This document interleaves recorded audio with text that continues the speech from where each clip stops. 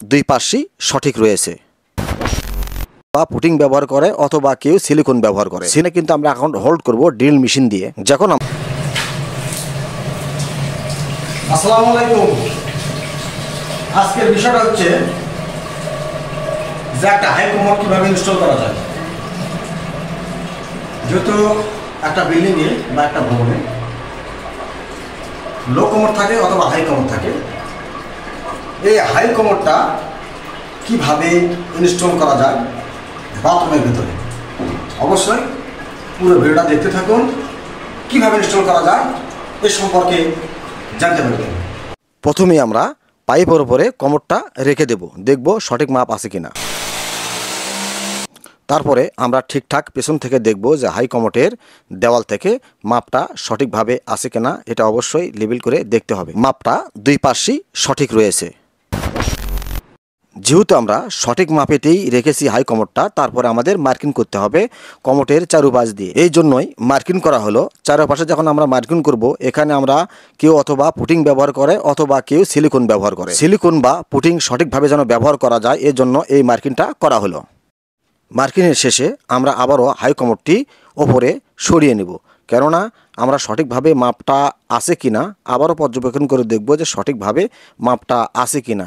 সঠিকভাবে মাপটা যদি না থাকে তাহলে কিন্তু আবারও নতুন করে আপনার কাজ করতে হবে। যেহেতু এখানে আমাদের যে জাম নাটটি রয়েছে, এই জাম নাটটি কিন্তু অবশ্যই আমাদের লাগাতে হবে। যখন আমরা এই জাম নাটটি লাগাবো, অবশ্যই আমাদের এখানে মার্কিং করতে হবে। এর জন্য আমরা মার্কিং করার একটা পদ্ধতি অবলম্বন করলাম। এখানে আমরা এভাবে মার্কিং দিলাম যে এখানে হোল্ড করতে, অর্থাৎ ড্রিল মেশিন দিয়ে আমাদের হোল্ড করতে সহজ হয় এবং সঠিকভাবে যেন কমোডটা ইনস্টল হয়, এর জন্য কিন্তু মার্কিং দিয়ে আমরা দাগ দিয়ে নিলাম। দাগ দেওয়ার পরে এখানে কিন্তু আমরা এখন হোল্ড করব ড্রিল মেশিন দিয়ে। যখন আমরা ড্রিল মেশিন দিয়ে হোল্ড করব, আমাদের যে মার্কিং করা রয়েছে মার্কিং বরাবরই কিন্তু আমাদের সঠিকভাবেই করতে হবে।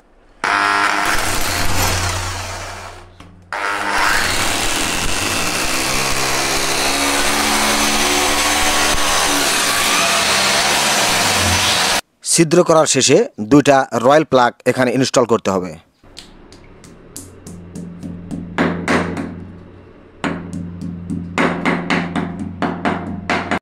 রয়্যাল প্লাগ ইনস্টল করার পরে আমাদের যে জাম নাট দুইটা রয়েছে, দুটা জাম নাট আমাদের সঠিকভাবে লাগাতে হবে সোজা বরাবর। আমরা যদি এখানে সোজা বরাবর না লাগাই, তাহলে কিন্তু আমরা যখন কমোড ইনস্টল করতে আসবো এখানে, তাহলে কিন্তু আমাদের কমোড ইনস্টল করতে সমস্যার সম্মুখীন অবশ্যই হতে হবে। এই জন্যই দুইটা নাট কিন্তু বরাবর সোজা স্ট্রেট রাখতে হবে। তারপর যে কাজটা হবে, আমি কিন্তু বরাবর বলেছি অনেক বাড়িওয়ালারাই কিন্তু এখানে পুটিং ব্যবহার করে অথবা কেউ সিলিকন ব্যবহার করে। পাশাপাশি দুইটাই কিন্তু ব্যবহার করতে হবে, কেননা আমরা যখন হাই কমোড ইনস্টল করব তখন কিন্তু অবশ্যই পুটিং অথবা সিলিকন ব্যবহার করা একান্ত দায়িত্ব কর্তব্য। এখানে সিলিকন বা পুটিং এই জন্য ব্যবহার করা হবে কমোডটা যেন পরবর্তীতে নড়াচড়া না করে। যেহেতু আমাদের পুটিং করা এখন শেষ হয়েছে, এখন আমরা কি করতে পারি এখানে দেখেন, আমরা কিন্তু হাই কমোডটি এখানে নিয়ে এসে বরাবর যেভাবে বলেছিলাম যে স্ট্রেট দুইটা নাট রাখতে হবে। আমরা যদি এই জাম নাটটি স্ট্রেট বরাবর না রাখি, তাহলে কিন্তু আমাদের এখানে হাই কমোডটা ইনস্টল করতে অনেক কষ্ট হবে। এই যে দেখেন, আমি কিন্তু এখানে ইনস্টল করে দিলাম।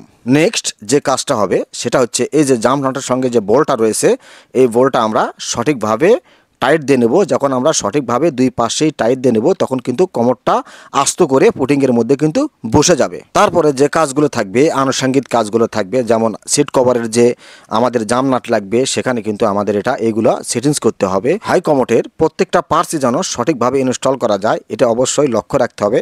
আমাদের সঠিক নিয়মেই কাজগুলো করতে হবে। আমি দেখেন সঠিকভাবে কিন্তু কাজ করার চেষ্টা চালাচ্ছি। যেহেতু বিভিন্ন প্রকারের হাই কমোড রয়েছে, বিভিন্ন প্রকারের যেহেতু হাই কমোড রয়েছে, বিভিন্ন প্রকারের কাজ হবে। বিভিন্ন প্রকারের কাজই যখন সঠিকভাবে আমরা করব, তখন এই কাজগুলো আমাদের সাকসেসফুল হবে। এই যে হাইড্রোনিক যে সিট কভারটি রয়েছে, এই সিট কভারটি আমি সঠিকভাবে সঠিক নিয়মে কিন্তু লাগিয়ে দিলাম। তারপরে যে কাজটি হবে সেটা হচ্ছে লো ডাউনের যে ফ্লাক্স বক্সটি রয়েছে, এই ফ্লাক্স বক্সের যে নাটগুলো রয়েছে, এই নাটগুলো আমাদের জাম দিতে হবে। নাটগুলো আমাদের এমন পরিমাণ জাম দিতে হবে যেন পানি মিস না করে। আমাদের লো ডাউনের যে ফ্লাশ হবে পানি যে পাশ দিয়ে, এখানে কিন্তু একটা গ্যাসকেট লাগাতে হবে। আমরা গ্যাসকেটটা কিন্তু সঠিকভাবে লাগিয়ে দিলাম। তারপরে আমাদের হাই কমোডের সঙ্গে যে দুটো ছিদ্র রয়েছে, দুটো ছিদ্র দিয়ে দুটো নাট কিন্তু আমরা সুন্দরভাবে জ্যাম দিয়ে দেবো। যখন আমরা সুন্দরভাবে জ্যাম দিয়ে দেবো তখন কিন্তু আর হাই কমোডে লো ডাউনটা আর লড়াচড়া করবে না। আমরা এমন পরিমাণ টাইট দেবো যেন সহনশীল হয়। আমরা এখানে জোরে জোর চাপ দিই তাহলে কিন্তু হাই কমোডের সাইডটা ফেটে যাওয়ার একটা সম্ভাবনা থেকে যাবে। তারপরে আমি কি করলাম দেখেন, এখানে ওই পুটিংটা কিন্তু আমি সুন্দরভাবে মুছিয়ে নিচ্ছি,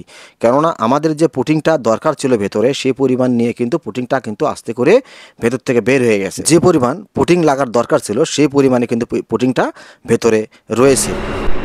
আমাদের ট্যাঙ্কির যে সাপ্লাইয়ের পয়েন্টটা রয়েছে সেখান থেকে কিন্তু হাই কমোডের যে লো ডাউন রয়েছে সেখানে কানেক্টেড পাইপের সঙ্গে কিন্তু সংযোগ দিতে হবে। সংযোগটি দেওয়া শেষ হয়ে গেলে অবশ্যই পরীক্ষা করতে হবে এখান থেকে যেন পানি না ঝরায়। যেহেতু হাই কমোডে পানি ব্যবহার করার জন্য আমাদের যে পদ্ধতি অবলম্বন করতে হবে সেটা হচ্ছে কমোড শাওয়ার।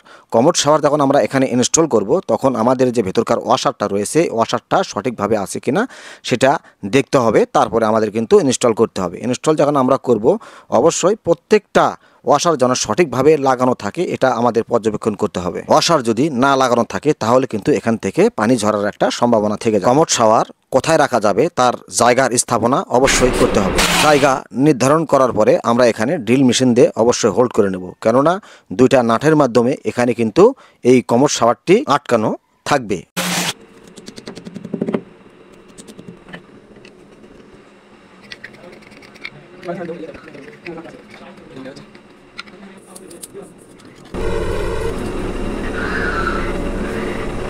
সুন্দর, বিউটিফুল।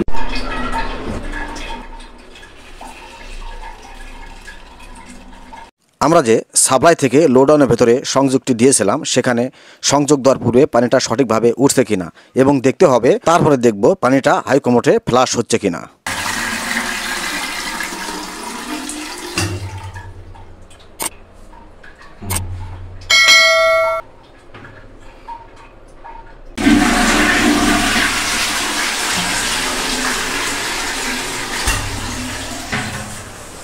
যেহেতু পুরো হাই কমোড আমরা ইনস্টল করেছি বাথরুমে, অ্যাডজাস্ট বাথরুমে, আর আমাদের এই ভিডিওটা যদি ভালো লাগে অবশ্যই আমাদের পাশে থাকবেন এবং উৎসাহিত যোগাবেন। আপনাদের উৎসাহিতেই আমার নতুন নতুন কন্টেন্ট বা নতুন নতুন ভিডিও আপনাদের মাঝে করা সম্ভব হবে। তো সবাই ভালো থাকেন, সুস্থ থাকেন। আপনাদের মাঝ থেকে আজকের মতো বিদায় নিচ্ছি। আল্লাহ হাফেজ। একটি সাবস্ক্রাইব করুন।